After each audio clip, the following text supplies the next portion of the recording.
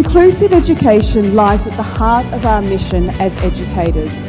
It's about ensuring that every individual, regardless of their background, abilities or circumstances, has equal access to quality learning opportunities.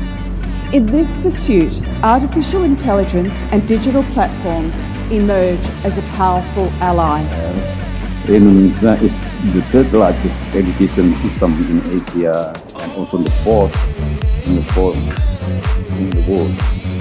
And I think this is comprising of more than 4,000 higher education institutions and nearly 1 million students, over 300,000 of the lecturer, faculty members, and also more than 32,000 of the study program. I think this is the third largest higher education in Asia. The problem of the first year grad student in the US is to survive. Very simple. Survive first, then start thinking to get better and, if possible, A grade. Why A grade?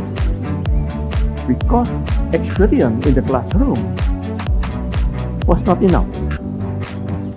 In order to be a good PhD student, you need to be recruited into the research assistant team.